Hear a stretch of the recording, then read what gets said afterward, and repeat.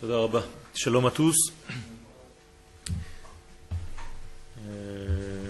Be'ezrat Hashem, aujourd'hui nous allons dans la suite de notre développement concernant le processus de dévoilement d'Akadosh Baruch Hu sur terre, ce que nous appelons d'une manière globale la Géoula.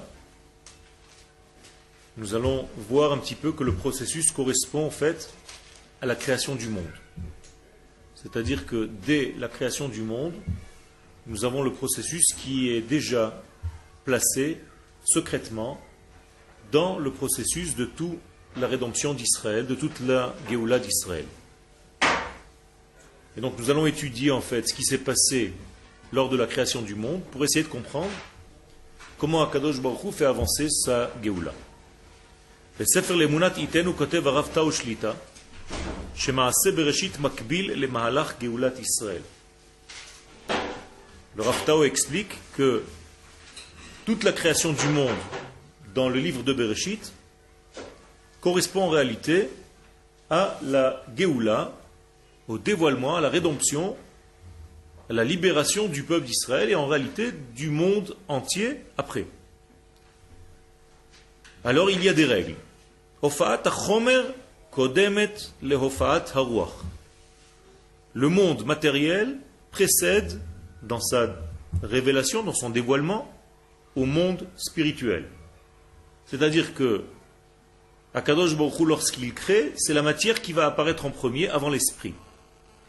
De la même manière que lorsque l'homme va être créé, il va d'abord être créé au niveau de son corps, et après seulement la Neshama va être insufflée à l'intérieur. Bien que la Neshama existe déjà, mais le dévoilement se fait toujours de l'extérieur vers l'intérieur. Quand vous voyez quelqu'un dans la rue, vous voyez d'abord, vous percevez d'abord son extériorité. Et quand vous commencez à le connaître, vous commencez à entendre ce qu'il a à vous dire, vous commencez à percevoir son intériorité. Donc dans ce monde, d'une manière générale, tout apparaît et tout paraît de cette manière-là, dans cet ordre-là, précisément. C'est-à-dire que les choses superficielles et extérieures précèdent aux choses intérieures et profondes. L'homme, il n'est pas homme tant qu'il n'a pas reçu la Neshama. Slicha, L'homme, il n'est pas homme tant qu'il n'a reçu la Neshama. Il n'est pas appelé homme. peu importe, mais il apparaît. Oui, il apparaît, mais c'est ça. D'accord. La Mais dénomination aujourd'hui de la Géoula, de l'état de la chose qui existe au monde à ce moment-là, c'est pas encore, ce sera pas encore la chose qui sera appelée au moment de la Géoula. Ça va le même nom. C'est pas la même nature. tu poses une question qui montre qu'en réalité, pour toi, la Géoula, c'est un point momentané. Alors que nous étudions depuis très longtemps que la Géoula est un processus. Donc tu dis que pendant la Géoula, au moment de la Géoula, c'est pas ce qu'il y aura maintenant. Comme si maintenant, c'était pas la Géoula. Géoula, c'est Bereshit, d'accord. Et dans Bereshit, si on parle de la création de l'homme, l'homme, il est homme que quand il a reçu la Neshama. Mais est-ce qu'il a commencé à vivre son processus de Géoula avant?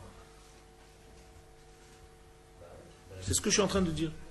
Ça veut dire que la matière apparaît avant l'esprit, et c'est déjà une forme du début du processus de dévoilement. Au moment où l'esprit va arriver, alors il va atteindre son degré d'homme ou autre chose. Okay?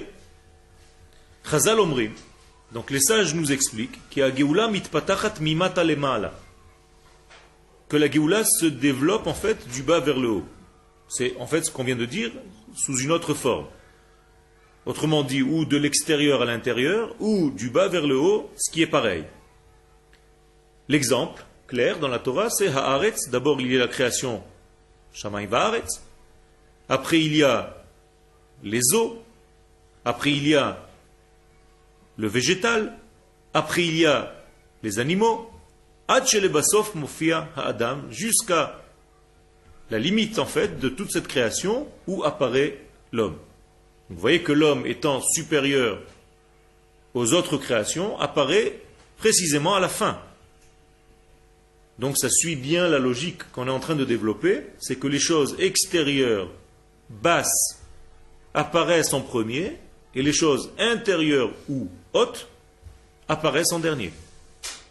Kol ma shenivra ad ata hu belo kriat shem.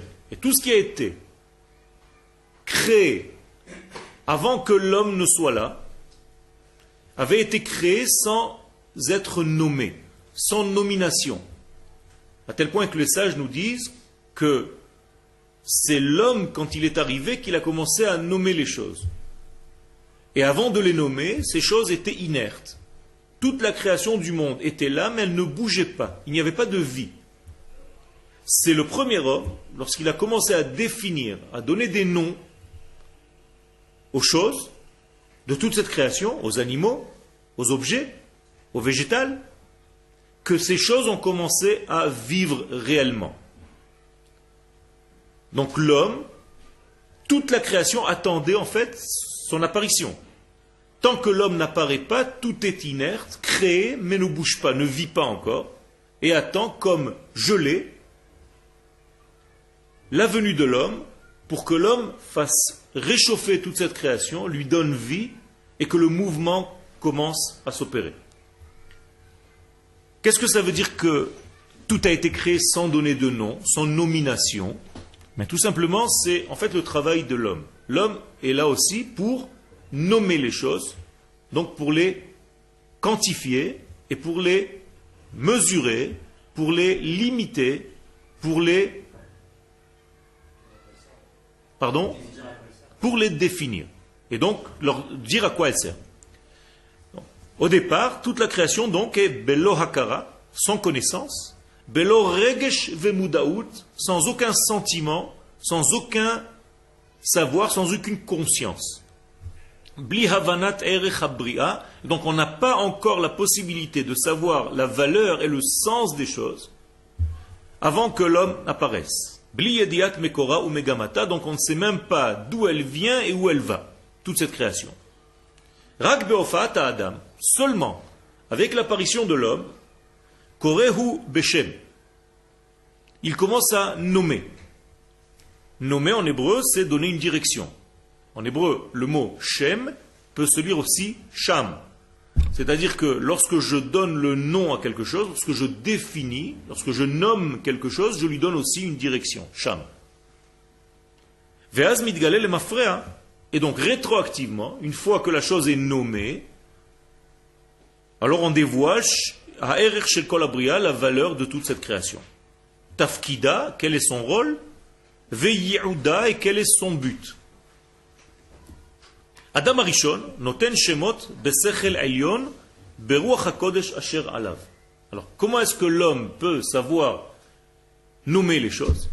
Mais tout simplement, l'homme a reçu par l'esprit du Saint béni soit-il, une force de prophétie, de savoir en réalité définir les choses qui vont passer devant lui, qui vont être devant lui, en leur donnant en réalité l'essence qui leur est propre. C'est-à-dire une forme d'exactitude extraordinaire. Et si une vache passée était devant Adam Arishon disait, ça s'appelle para. Donc dans le mot para, il y a 3 lettres, le P, le Resh et le He. C'est pas seulement le nom de cet animal, mais c'est toutes les composantes intérieures, les plus profondes de cet animal. Son essence. À tel point que si tu commences maintenant à chercher, et là c'est au niveau kabbalistique, le secret de ces lettres, avec leur valeur numérique, et tout ce à quoi ils se rapportent, tu verras qu'en réalité, c'est avec ça qu'on crée une vache. C'est ça la vache. Moralité, l'homme n'a pas seulement nommé des choses comme on peut le nommer en français. Ça veut dire que les langages extérieurs au langage hébraïque n'ont pas une essence divine. Et justement, comme elles n'ont pas une essence divine, elles n'ont pas le poids de la chose elle-même. Elles ne font pas vivre la chose elle-même. Alors qu'en hébreu, lorsque tu prononces le nom de quelque chose ou de quelqu'un, tu lui donnes vie. Ça veut dire que tu animes en lui, tu actives en lui la force de vie qui se trouve à l'intérieur. Ça, c'est très fort et c'est très important.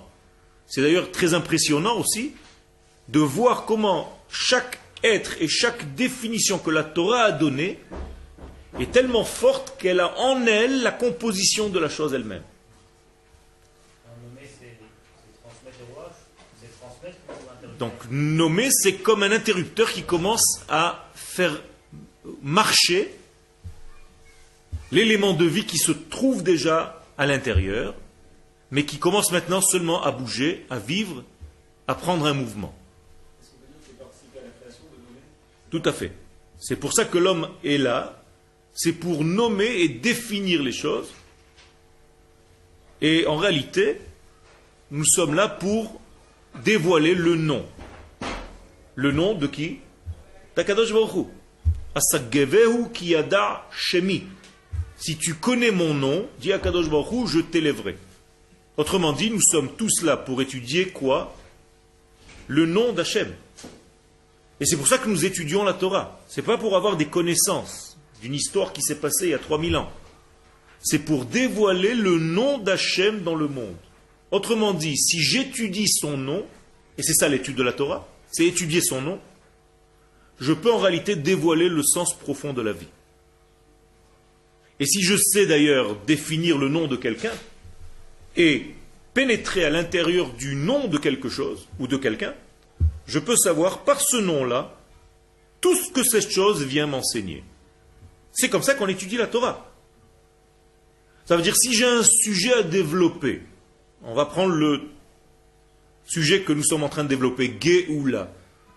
À l'intérieur du mot Géoula, si tu sais décomposer et recomposer les mots, chercher, disséquer, à l'intérieur de cette racine, tu vas tout trouver. Tout se trouve à l'intérieur de ce mot. C'est même pas besoin d'aller chercher plus loin, mais comme nous avons un manque de connaissances, alors nous cherchons encore d'autres livres pour savoir. Mais en réalité, tout est déjà codifié dans ce nom-là qu'Akadosh Baruch Hu a décidé. Dont la racine est Gaal. Gimel, Aleph, Lamed. Okay? Petit exemple, à l'intérieur du mot Gaal, il y a le Aleph qui est central, qui représente en fait le divin, qui va nous permettre de dévoiler le Gimel Lamed qui reste, qui veut dire dévoiler.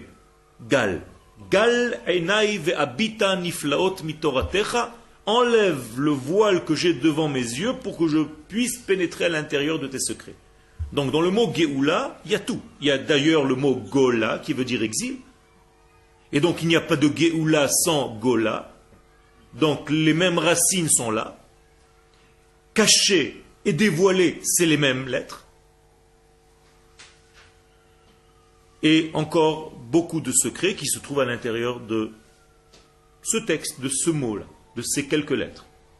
Et si je sais en réalité m'occuper des lettres de cette langue hébraïque, cette langue divine, je peux en réalité comprendre le vrai sens de la Torah. C'est ce que font les sages. Lorsqu'ils étudient la Torah, ils étudient la valeur profonde des mots et pas seulement une sémantique extérieure. Ok? Il y a des questions? Ok. Okay. Si on étudie la Torah, c'est pour diffuser la Torah diffuser la Torah dans le monde entier. Oui. Mais si j'étudie pour moi, enfin, quand on étudie, on va voir le nom d'Hachem, on va peut-être voir des choses, mais ce sera que pour moi, les autres ne seront pas. Toute étude qui n'est pas redonnée ne peut pas être véritablement reçue. Autrement dit, si vous étudiez la Torah pour vous, cette Torah un jour sèche à l'intérieur de vous-même. La véritable Torah, c'est une Torah qui est étudiée afin de l'enseigner. Ça veut dire que dans cette pièce, c'est moi qui étudie le plus. Parce que je donne. Tant que tu n'as pas donné, tu ne sais même pas d'ailleurs si tu es capable de donner, donc si tu es capable de recevoir. Au moment où je te mets à l'épreuve et tu commences à donner ton cours, je peux savoir si tu l'as compris. Mais avant de l'avoir donné, même si ton cerveau pense que tu as compris quelque chose, quand je te dis maintenant de faire passer cette pensée dans des mots, là tu passes un examen. Qui veut essayer? Okay? C'est difficile. C'est un travail, c'est pas évident. Ça veut dire transformer une pensée en parole, en verbe. Donc encore une fois, nommer, c'est donner vie à la chose. Et selon le verbe, Selon la parole, je vais donner vie à mon cours ou le tuer. Je vais le faire monter ou le faire descendre. Je vais l'animer ou l'assécher. Donc il y a un élément très important dans la bouche de l'homme qui d'ailleurs est la véritable création. La création de l'homme, c'est l'homme qui parle. Ruach Memallela, un souffle qui parle. Quel? Le fait de, si on suit ce que vous avez dit tout à l'heure, le fait de ne pas parler en hébreu ne donne pas vie à ce qu'on dit. Tout à fait. Moins, beaucoup moins. Le langage qui fait vivre son homme, c'est un langage, en tout cas pour le peuple d'Israël, qui correspond à sa neshama. Donc nous faisons partie de ce peuple, nous devons parler cette langue divine. Et donc toute langue différente a beaucoup moins de force. Elle donne une... Parce que tout tire de l'hébreu au départ, tout est issu de l'hébreu au départ, mais ça n'a pas le même poids, la même vivacité, la même étude. L'étude perd, car traduction égale trahison. Okay. Je comprends quand vous dites que dire guériner, c'est lui donner vie en fait. Mais est-ce que c'est pas quelque part une réduction, c'est une descente un peu? Tout à fait, c'est une réduction. Nous sommes dans un monde de réduction. Nous sommes dans un monde réduit de par sa création. L'infini a réduit son infinité pour créer ce monde. Donc je ne peux pas faire autrement que de vivre dans ce monde qui est déjà limité. Donc, dans ce monde de limites, je dois moi aussi utiliser des limites pour dévoiler. Si je ne descends pas à la hauteur de mon fils ou de mon élève, comment est-ce que mon élève va recevoir mon cours? Je peux, par la pensée, avoir un autre niveau, mais je suis obligé de faire descendre ma pensée à un degré de parole qui correspond à celui qui va m'écouter. Donc je limite, forcément. Mais en limitant, je dévoile. Ce matin, tu es sorti de ta chambre et tu t'es couvert, donc tu t'es limité pour te dévoiler à tes copains. Tu n'es pas sorti nu. Donc, c'est un paradoxe. Tu te couvres pour dévoiler. Pourquoi tu te couvres pour dévoiler? Sors nu. Dans ce monde, tout ce qui n'est pas couvert ne peut pas se dévoiler. Une lettre divine est infinie. Elle vient du Très-Haut. Et pourtant, je dois la couvrir d'une encre noire pour la voir dans mon monde. La pensée est très élevée, mais si je ne la couvre pas par un mot qui la limite, cette pensée, je ne pourrai pas parler. Je ne peux pas faire passer mon message. Car pour l'instant, vous ne comprenez pas encore ma pensée tant que je ne parle pas. Et toute chose dans ce monde est obligée de passer par une limite, par une structure, qu'on appelle en hébreu par une mida, par une mesure, pour être donné. Moralité, une fois que tu as fait ce travail, tu dois savoir ne pas rester dans cette limite. Et donc tu vas inverser l'entonnoir, et ça c'est encore une étude supérieure. Donc je reviens, l'homme qui sait limiter les choses, les nommer, les structurer, leur donner une frontière, un vêtement, une mesure, c'est l'homme qui est capable de dévoiler les choses. C'est très important. C'est ce qu'on appelle en hébreu tikkun hamidot. Le tikkun, la réparation de nos mesures. Ça veut bien dire ce que ça veut dire. En hébreu, mesure, mida, c'est la même racine que le mot madim, une tenue. Car lorsque je donne une mesure à mes mots, je leur donne une tenue. Donc je peux me dévoiler. J'ai une chemise. Ça me permet de ne pas sortir nu. Donc je suis obligé de vêtir le Kodesh dans un vêtement de ce monde. Ok? Donc Adam Arishon avait cette sagesse de regarder la chose et de savoir lui donner sa mesure, donc son essence. Et donc il disait, ça s'appelle Etz, avec deux lettres, Ain, Tzadi. Ça s'appelle Chatoul, un chat. Ça s'appelle Kelev, un chien. En français, un chien ne veut rien dire. En hébreu, un chien a toute l'énergie du chien à l'intérieur de ces trois lettres. Kaf, Lamed Bet. Il va être très proche de son maître parce qu'il est Kelev, Kemo Lev, comme le cœur de son maître. Il va avoir à l'intérieur une capacité que je ne peux pas maintenant dévoiler parce qu'il y a trop de choses à dire, mais chaque mot en hébreu a cette richesse et cette structure intérieure. Donc, Behakara Pnimit, donc il y a ici un exercice de style de Adam Arishon extraordinaire, avec une connaissance profonde chez l'Etzem Hadvarim de l'essence même des choses. Comme dit le Ramban à ce propos, Shehikir Tiv'am, il a connu leur nature, Vekara Lahem Shemot, et il leur a donné le nom qui leur correspond.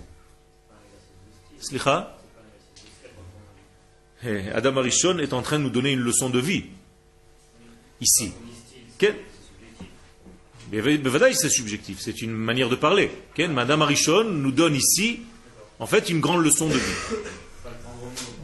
C'est une qualité extraordinaire qu'avait cet homme, le premier homme, qui savait en réalité par son regard, par son approche de la chose, savoir de quoi elle était faite.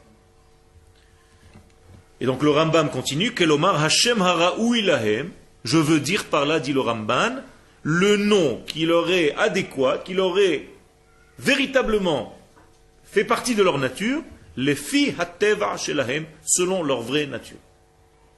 Donc vous voyez que Adam Arishon n'a pas inventé en fait un langage, et après il devait se souvenir. Et comment j'ai appelé ça? Une porte, ça j'ai appelé une bouteille, ça j'ai appelé une fenêtre. C'est pas ça.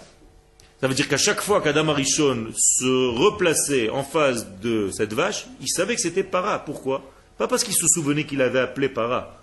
Parce que la force de paix, Resh, He, se représentait devant lui à chaque instant qu'il voyait cette vache. Ça, c'est une force. Et c'est comme ça qu'on n'oublie pas en fait une étude. Pourquoi vous oubliez une étude? Quand vous étudiez la Torah, vous oubliez. Pourquoi? Pourquoi vous ne vous souvenez pas d'un cours qui a été donné l'année dernière? Ou très peu? C'est vague dans votre mémoire. Parce que vous n'avez pas en réalité la connaissance profonde du verbe qui a été défini dans cette définition même de ce cours. Mais si vous aviez fait un travail profond, nécessaire, de connecter avec chaque mot, avec chaque lettre, ça ne disparaît plus parce que tu peux toi-même reconstruire le texte. Tu peux toi-même reconstruire le cours. Ce n'est pas un cours qui a été donné. C'est un cours que tu as acquis, que tu as acheté. Et tu peux le répéter. Le seul moyen de vraiment l'acheter, comme vous dites, c'est de le refaire soi-même. D'accord. C'est pour ça que j'ai dit tout à l'heure. C'est pour ça que j'ai dit tout à l'heure que. Mot par mot et les apprendre par cœur, tant que je n'ai pas ressorti ça. D'accord. Alors, la première des choses pour ressortir, tu l'as dit sans t'en rendre compte, c'est d'étudier à haute voix.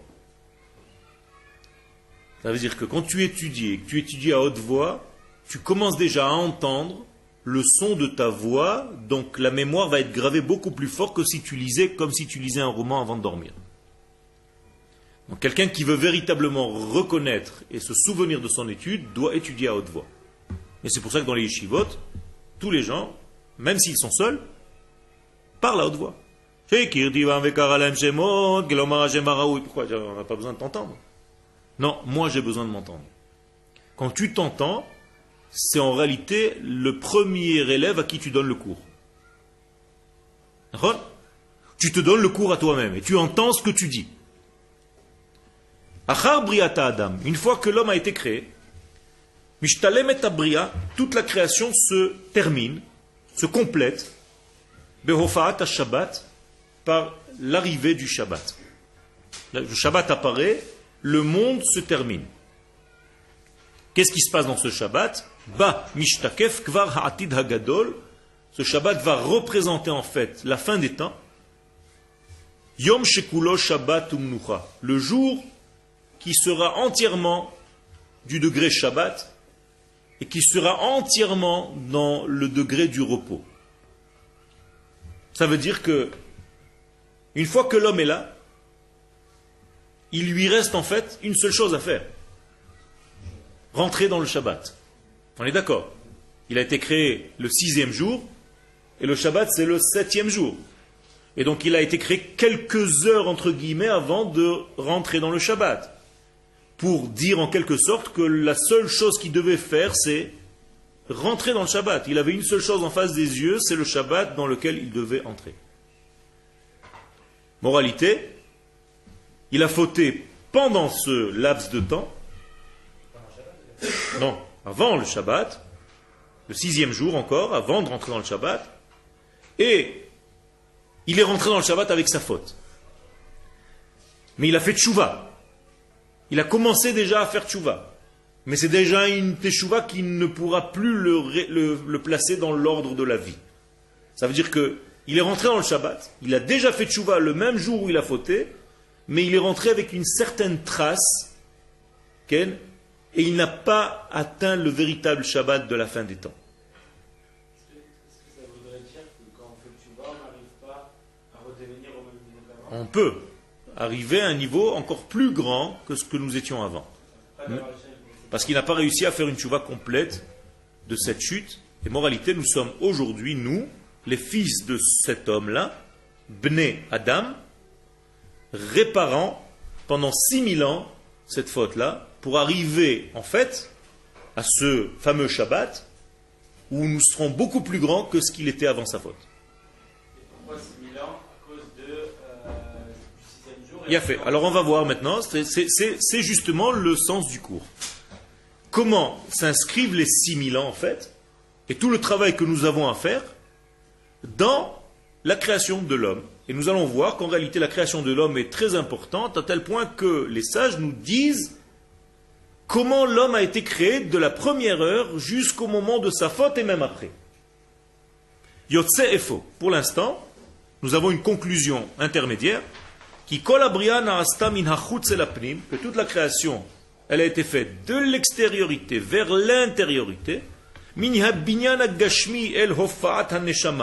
depuis la construction, la création du corps extérieur jusqu'à l'apparition de l'âme. Est-ce que vous avez bien compris ça? De l'extérieur, on approche tout doucement et on rentre à l'intérieur, on découvre l'essence la plus profonde. Et là on rentre véritablement dans le shiur. Il y a une correspondance entre la création de cet homme, de ce premier homme, Bayom Hashishi, le Seder Geulat Israël, Ba'elef Hashishi. L'homme étant donné qu'il a été créé le 6e jour, nous disent les sages que la Géoula d'Israël sera au 6e millénaire. Et donc on comprend par là que chaque jour en fait correspond à un millénaire. Donc si le premier jour il y a eu la création du ciel et de la terre, c'est ce qui va se passer pendant le premier millénaire. Deuxième millénaire, troisième millénaire, quatrième millénaire, pour l'instant l'homme n'apparaît pas. Il y a les animaux, il y a la verdure, il y a tout ce que vous voulez, mais l'homme n'apparaît que le 6e jour. Moralité, l'apparition de l'homme va représenter en fait le monde qui arrive à son éthique véritable, à sa morale. Car tant que l'homme n'est pas là, il n'y a pas encore une morale, il n'y a pas encore véritablement de vie, comme on l'a dit tout à l'heure, parce qu'il n'a pas encore donné les noms. Donc la véritable apparition de l'homme, c'est elle qui représente en fait la rédemption et le dévoilement de Dieu. Dieu se dévoile à travers ce que l'homme va dévoiler. Charé à l'Israël. Et qu'est-ce qu'il est dit par nos sages dans la Gemara de Yebamot à la page 61? Atem Kruim Adam. Vous, le peuple d'Israël, vous êtes appelés Adam. Pourquoi ils nous disent ça?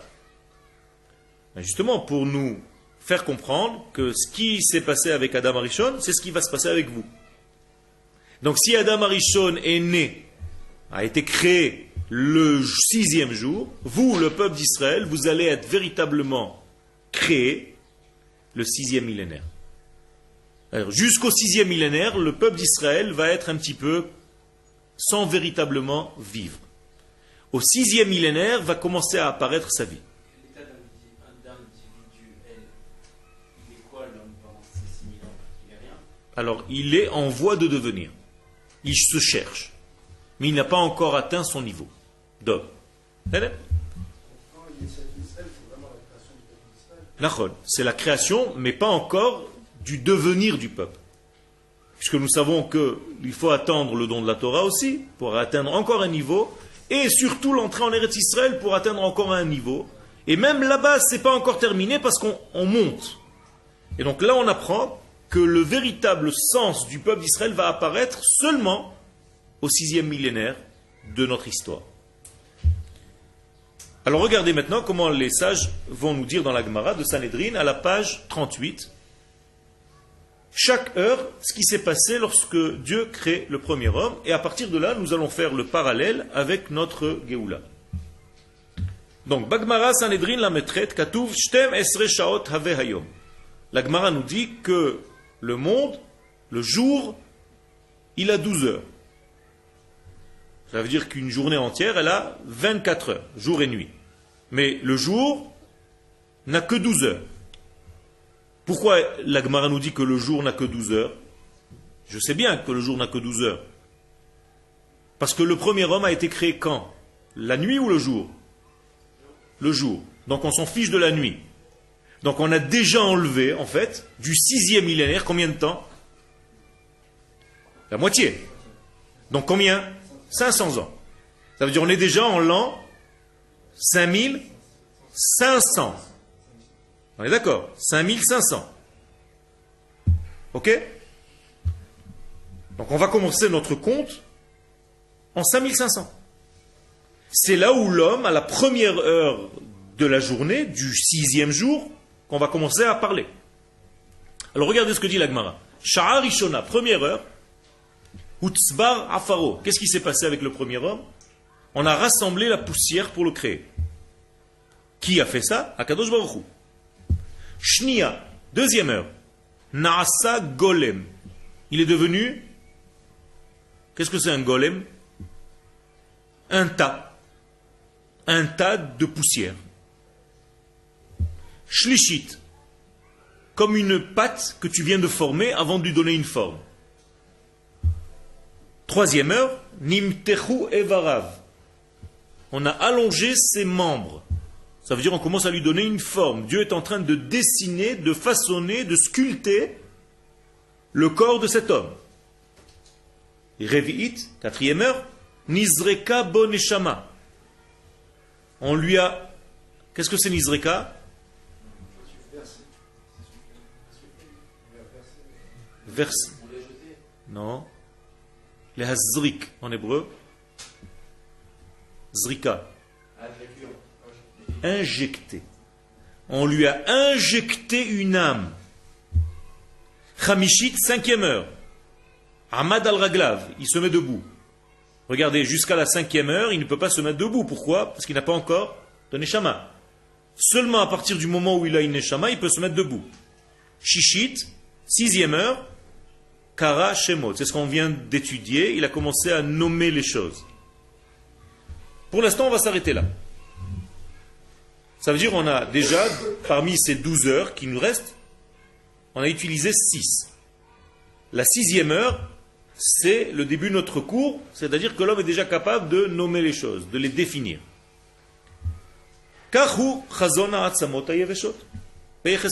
On va faire maintenant un parallélisme avec cette prophétie de Ézéchiel 36, 37, lorsqu'il parle de ces ossements desséchés. Au début, qu'est-ce qu'il est écrit? Batechila katuv, vatikravna atzamot, etzem el atzmo. Il y a eu un rassemblement des os qui correspondent à la personne que je veux faire revivre. Pour l'instant, les os sont éparpillés, les gens sont morts dans cette vallée, et les os sont jetés, le bras est là-bas, la tête est là-bas. Il va falloir que les os se rapprochent pour former d'abord l'homme. Acharkach, une fois que ces ossements se sont rapprochés les uns des autres, veine alehem gidim vebassar ala. On voit que ces ossements commencent à porter sur eux des guidim. Qu'est-ce que c'est des guidim? Des tendons. Vebassar ala et de la chair. Verak leachar miken vatavo bahem haruach vayichyu. À la fin du processus, le souffle est venu dans ces corps qui sont en train d'être reformés et ils ont vécu. Ils sont revenus à la vie. Donc il y a ici un processus de résurrection des morts. Pour l'instant, on ne voit pas trop où on avance. Rav Kook, Zatzal, Katav, le Rav Kook va nous expliquer.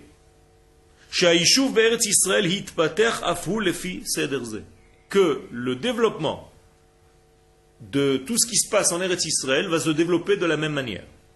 Trila au début, Kibbutz Galuyot, on va rassembler les exilés. C'est le début de la Géoula. Pourquoi c'est important de dire que le début c'est rassembler? Parce que le début de la création de l'homme c'est rassembler sa poussière. Donc vous voyez qu'en réalité, le Rav Kook, qu'est-ce qu'on est en train de comprendre ici? Que même dans la prophétie de Ézéchiel, même dans l'entrée en Eretz Israël de nos jours, même dans la création du premier homme, c'est toujours la même chose. Au départ, on rassemble ce qui est éparpillé. Donc le début de la Géoula, c'est le rassemblement des exilés. Vezek keneged, mikol ha'olam kulo hu tzbar afaro. Et dit le Rav Kook, c'est exactement lié à ce que j'ai dit tout à l'heure, que le premier homme, il fallait qu'il se rassemble sa poussière qui va former ce corps de tous les coins du monde. Comme les enfants d'Israël qui sont en train de revenir de tous les coins du monde, comme des poussières. À partir de 5500, pour l'instant. On n'est pas encore... Une fois que ça prend forme, mais c'est comme une pâte, il n'y a pas encore véritablement de forme, alors on va commencer à construire. Naasa golem. Donc il y a une pâte qui précède la formation du pain, ou de l'homme, ou de la construction. On voit que les habitations commencent à prendre forme, des petites ruelles, des petites moshavot, des kibbutzim. C'est comme s'il commençait à y avoir une forme sur cette terre qui correspond en fait au façonnage du corps de l'homme, à la sculpture de ce corps. Le Rav Kook est monté en Eretz Israël avec son fils, et le Rav Tao explique en réalité qu'est-ce que c'est la venue du Rav Kook, l'arrivée du Rav Kook en Eretz Israël. Ça correspond à quoi chez l'homme? À la 4e heure, Nizreka Boneshama. Ça veut dire quoi? Ça veut dire que le peuple d'Israël dans sa Géoula est en train de recevoir son souffle de vie par le biais de l'arrivée du Rav Kook en Eretz Israël avec son fils. Regardez jusqu'où ça va. Ça veut dire que la Neshama de la Géoula, c'est en réalité la venue du Rav Kook, l'arrivée du Rav Kook en Eretz Israël. C'est ce qui va donner en fait la poussée d'âme, l'injection de l'âme dans tout ce processus. Ça veut dire qu'à partir de ce moment-là, qu'est-ce qui va se passer à la 5e heure? L'homme se mettra debout, comme on a vu. Chamishit Amad al-Raglav. Donc on va pouvoir se mettre debout parce qu'il y a eu cette injection d'âme. Mitor Zrikat Aneshama, donc c'est ce qu'on va lire maintenant sur le texte. Après l'injection de cette âme, Yachol Ha'am la'amod al-Raglav. Le peuple d'Israël peut commencer à se mettre debout sur ses jambes. Vezek eneged kom amdina. Et ça, c'est en réalité la création de l'État d'Israël. C'est se mettre debout. Ve'az mitkayem apasuk. Et alors se réalise le verset. Nachita bechazdecha am zu ga'alta. Tu as amené avec ton bras ce peuple que tu viens de créer. Alors, c'est facile. Nous avons 12 heures à gérer et nous avons 500 ans au niveau du 6e millénaire. Donc, on va faire un calcul simple. Vous avez une calculatrice? Oui? Alors, fais un calcul 500 ans divisé par 12. C'est ça pour savoir combien vaut chaque heure. Virgule 500 divisé par 12, 48, combien? Non. 500 divisé par... Combien? Ah, il a fait. 41,66. Donc, chaque heure égale 41,66. Multiplie par exemple, par 5, on va voir. Par exemple, la 5e heure, il y a marqué qu'on s'est tenu debout. 208. Donc, 208, je dois rajouter à combien? À 5500. Ça fait 5708. C'est la création de l'État d'Israël. C'est la 5e heure. Pile. Tu m'as dit virgule combien? 33. C'est-à-dire que ça va être une partie de l'année. Donc dans le mois de Iyar. C'est exactement pile. Autrement dit, la création du premier homme, l'homme s'est levé, tout simplement. Au moment où il s'est levé, c'est la création de l'État d'Israël. Donc le Rav ne parle pas en l'air. Il parle d'une manière codifiée, mais là je viens de vous décoder le code, pour vous montrer qu'en réalité, chaque étape de la création du premier homme correspond à une des étapes de la création de notre nation lorsqu'on revient sur la terre d'Israël. Elle est belle, non? C'est pas encore terminé. Attachez vos ceintures. Ça veut dire que chaque étape a un point bien précis. Une fois qu'on est debout, on peut commencer à faire quoi? Quelle est la 6e heure? Donner des noms. Ça veut dire commencer à nommer les choses. À leur donner une appartenance et à donner vie aux choses. Rav Kook Zatzal.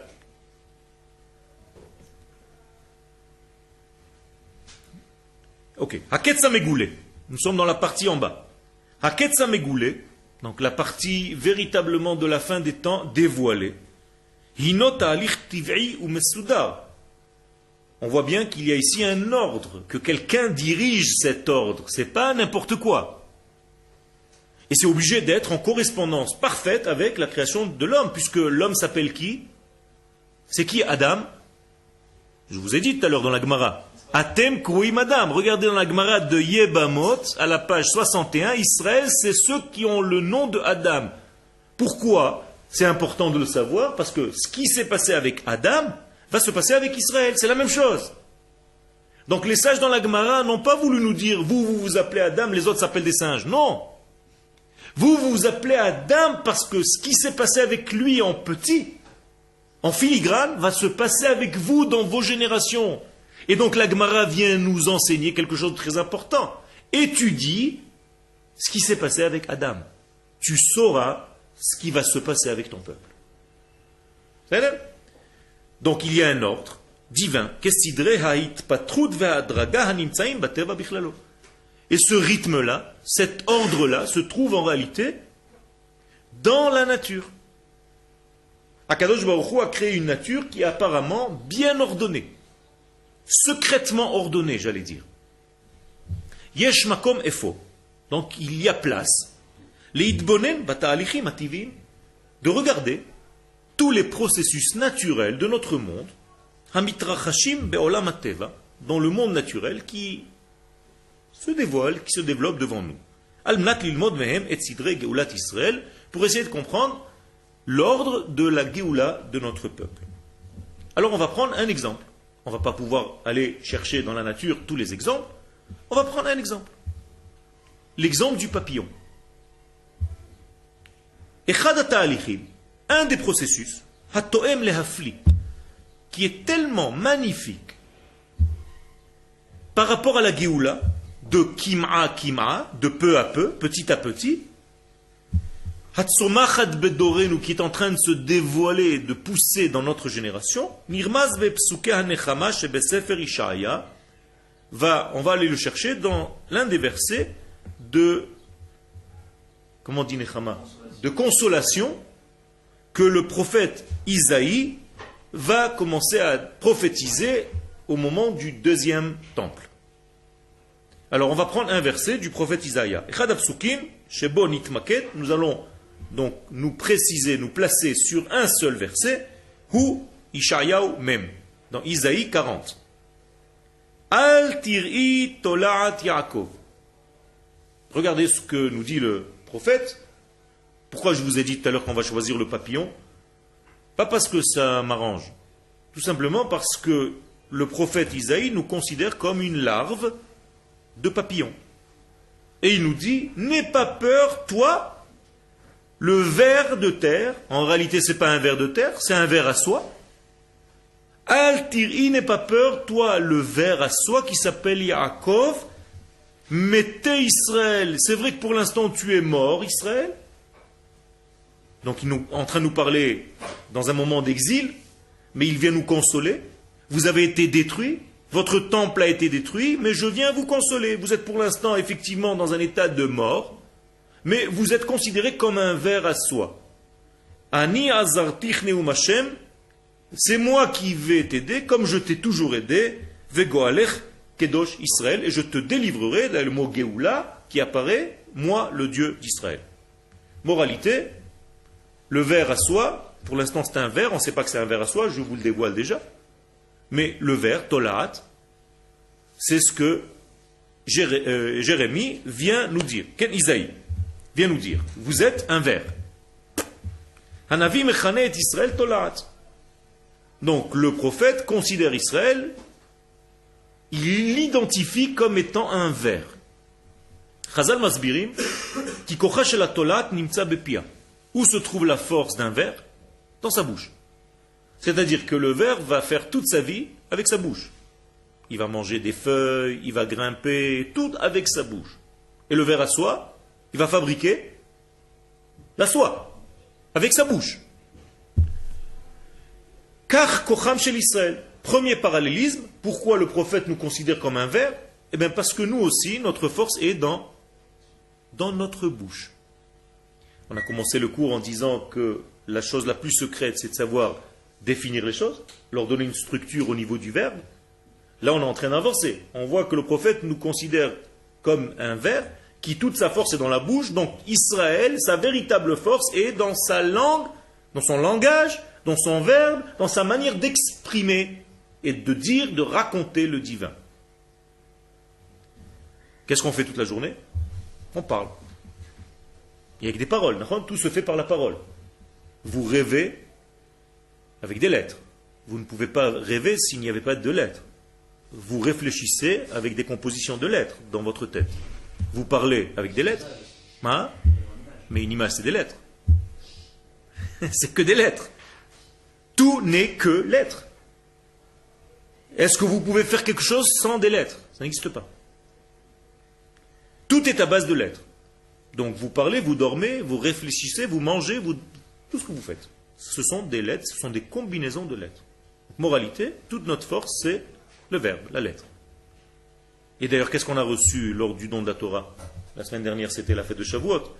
Qu'est-ce que vous avez reçu? Qu'est-ce qu'on a reçu? Qu'est-ce que le peuple d'Israël a reçu, cette fête-là? Hein? Des lettres. On n'a rien reçu d'autre. Il n'y a même pas un bout de Torah qui est descendu du ciel, rien. On est d'accord? Le jour du don de la Torah, on a reçu quelque chose? Non, on est rentré le soir, chacun dans sa tente.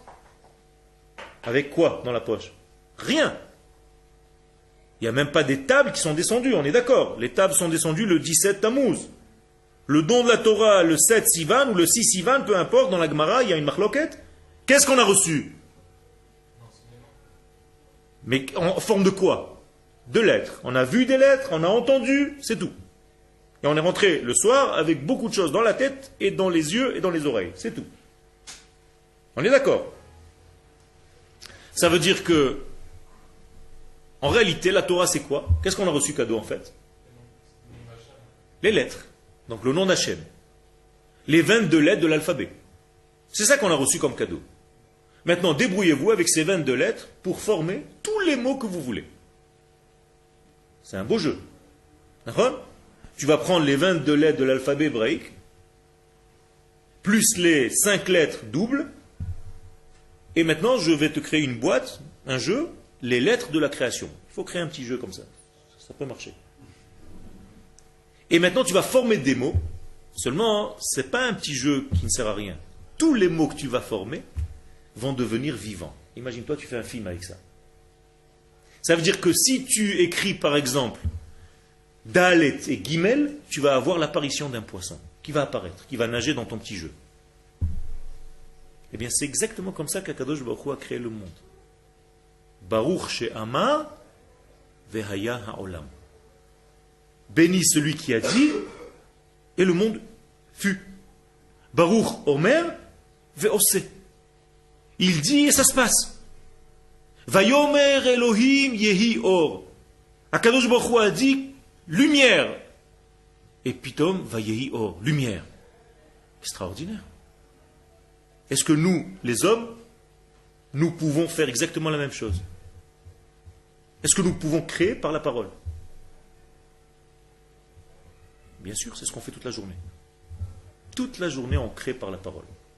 Regardez, je crée une atmosphère maintenant par mon cours. Je suis en train de rentrer dans votre tête, dans votre cerveau, dans votre cœur, par les lettres que je suis en train de dire. Je ne vous ai même pas touché. Depuis tout à l'heure, je parle. C'est un miracle. Comment est-ce que vous prenez ces lettres et que vous les rentrez dans votre organisme? Est-ce que quelqu'un peut m'expliquer? C'est difficile à concevoir. Que je te donne un verre d'eau, c'est facile. Mais pour l'instant, je ne vous ai même pas touché. Vous êtes à distance. Vous me regardez tout simplement et vous voyez mes lèvres faire des formes et je suis en train de vous dire des mots. Ça fait 1 heure que je dis des mots, des lettres, des combinaisons de lettres. Et ça rentre dans votre tête. Maintenant, si je vous blesse, vous allez sortir triste. Qu'est-ce que j'ai fait par ma parole? Je vous ai rendu triste. Si je te fais un compliment, tu vas sourire. Donc par mes lettres, je t'ai rendu heureux. Incroyable. Je t'ai même pas touché. Je vais pouvoir créer quelque chose, une réalité, si j'ai un verbe qui est très fort. Tzadik gozer, ve'akadosh baruch hu mekayem. Quand le tzaddik dit quelque chose, Akadosh baruch hu le fait. Pourquoi? Parce que la force de la parole que se trouve chez ce tzaddik, c'est entre guillemets la même force que ce qui se trouve chez Dieu. Et donc Akadosh baruch hu a donné au tzaddik la force du verbe. Donc lorsqu'il va te dire une bénédiction, pourquoi tu vas chez lui? Qu'est-ce qu'il fait? Que des mots, des combinaisons de mots. Et tu verras, il va te dire, demain matin, tu vas être Bari Veshalem, sain et sauf. Demain matin, tu te lèves. Baruch Hashem, qu'est-ce qui s'est passé? Kadosh Baruch Hu a réalisé la parole du tzaddik. La parole du tzaddik a été créatrice. Comment on dit en hébreu créer? Livro, boré. Comment on dit la parole? Dibur. Donc livro, badibur. Je vais créer par la parole. Au futur, evra, kedaber. Abra, kadabra. Abra, kadabra, c'est créé par la parole. Ça veut dire que même ceux qui nous ont piqués pour en faire des sorcelleries, en tout genre, ont compris la force du verbe de la parole. Donc dès que tu commences à dominer le langage hébraïque, parce que tu as fait un ulpan, tu commences à devenir quelqu'un qui peut gérer les choses dans ce monde. Par exemple, on va se réunir et on va dire Mori datal, Mashiv Aruach ou Mori dageshe. D'un coup, les tonnerres, les éclairs, la pluie. Qu'est-ce qui s'est passé? On a créé par la parole. Kadosh Baruch Hu nous a donné cette puissance. Tu vas prendre une femme dans la rue, tu vas l'amener, elle te plaît, tu la regardes et tu lui dis Hareat mekudeshetli. C'est une combinaison de lettres. Betaba atzo kedat Moshe veIsraël. J'ai dit un code. Celui qui ne comprend pas, c'est comme si tu disais Abra kadabra kudu boudou goudou kiji. Et qu'est-ce qui se passe? Cette femme devient la tienne, immédiatement. Qu'est-ce que j'ai fait? Je ne l'ai même pas touché. Le verbe, la parole. Ça veut dire que les choses se transforment par la parole. Baruch ata Hashem Elokeinu melech haolam she'akol niya bidvaro. C'est un code. J'ai ouvert une clé, l'eau m'appartient maintenant. Avant, elle appartenait à Kadosh Baruch Hu. Maintenant, il me l'a donnée. J'ai créé une nouvelle réalité en moi. Tout ce que vous faites, c'est que par la parole. Ce qui va nous pousser en réalité, dans le prochain cours, à rentrer un tout petit peu dans ce secret-là. Toda Rabba.